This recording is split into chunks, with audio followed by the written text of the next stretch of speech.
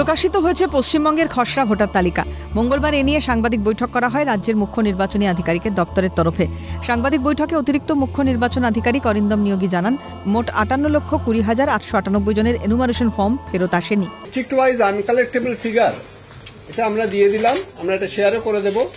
মোট 58,20,899 total uncollectable forms আমাদের ছিল, অর্থাৎ এই সমস্ত এনুমারেশন ফর্মগুলো আর ফেরত আসেনি, অর্থাৎ এদের নাম এবং এই সংখ্যায় মানুষদের এনুমারেশন ফর্মে ফেরত না আসার জন্য তারা ড্রাফট লিস্টে অন্তর্ভুক্ত হননি।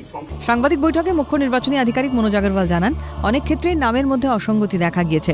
ভেরিফিকেশন প্রক্রিয়ার মাধ্যমে এই অসঙ্গতির বিষয়টি স্পষ্ট হবে। প্রায় 50% থেকে বেশি যে মিসম্যাচ হচ্ছে ওটা হচ্ছে ফাদার নেম মিসম্যাচ। কি ফাদার নেম যে আজকে কিছু আছে ও সময় কিছু ছিল, তো এটা হতে পারে কি মাঝখানে কিছু নাম আগে ছিল वो এখানে ছিল না, या কিছু আছে। যেমন আমি বলছি আমার নাম মনোজ কুমার আগরওয়াল, হতে পারে কি আমার নাম 2002-তে মনোজ আগরওয়াল আছে। নিশ্চয়ই সফটওয়্যার তো বুঝতে পারবে না, দেখাবে কি এটা আপনার মিসম্যাচ আছে। তো এটা ভেরিফিকেশন মধ্যে জানা যাবে কি কোনটা জেনুইন মিসম্যাচ আছে, কোনটা যে আছে জেনুইন মিসম্যাচ নেই। তিনি জানান, খসড়া তালিকা থেকে বাদ পড়া ব্যক্তিদের নাম দেখা যাবে এএসডি তালিকায়। So each and every voter who has not been included in the draft voter list will find his way in the ASDT list যেটা আছে। So this is 100% transparency যেটা আছে, যেটা বিহার ইলেকশন পরে সুপ্রিম কোর্ট যেটা order দিয়েছিল ওটা election commission আমাদেরকে নির্দেশ দিল, আমরা প্রত্যেক বুথে এটা ফলো করেছি।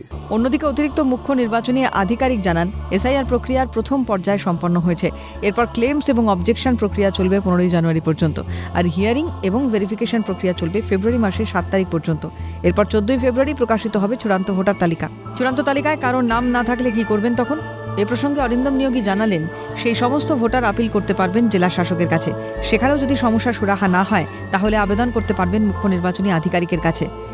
রোল পাবলিকেশনের পরেও কেউ যদি মনে করেন যে তার নাম সেখানে থাকা উচিত ছিল, অথবা অন্য কোনো যদি ক্লেমস এন্ড অবজেকশনস থাকে, তিনি তার যদি সেই সিদ্ধান্তের ক্ষেত্রে তিনি অখুশি হন, তাহলে তিনি অ্যাপিল করতে পারেন ডিস্ট্রিক্ট ম্যাজিস্ট্রেটের কাছে। ডিস্ট্রিক্ট ম্যাজিস্ট্রেট অর্থাৎ জেলা শাসকের সিদ্ধান্তেও তিনি যদি সন্তুষ্ট না হন, তাহলে তিনি পরবর্তী অ্যাপিল করতে পারেন মুখ্য নির্বাচনী আধিকারিকের কাছে, অর্থাৎ সিইওর কাছে সেকেন্ড অ্যাপিলের প্রভিশন আছে।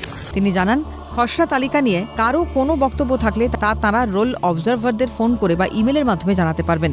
12 জন সিনিয়র অফিসার স্টেট গভর্নমেন্টে তারা রয়েছেন, তাদেরকেও কমিশন অ্যাপয়েন্ট করে এই রোল অবজারভার হিসাবে। আমরা এদের কন্ট্যাক্ট নাম্বার এবং ইমেল আইডি আজকে একটা প্রেস নোটের মাধ্যমে এবং আপনাদের মাধ্যমে আমরা শেয়ার করে দেব।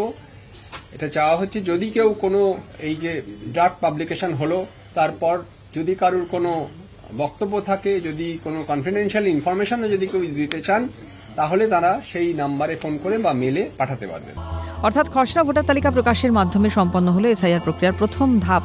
এখন দেখার এসআইআর প্রক্রিয়ার পরবর্তী পর্যায়গুলো সুষ্ঠুভাবে সম্পন্ন হয় কিনা। ক্যামেরায় অপূর্ব দেবনাথের সঙ্গে অভিরূপা হাজরা রিপোর্ট, ক্যালকাটা নিউজ।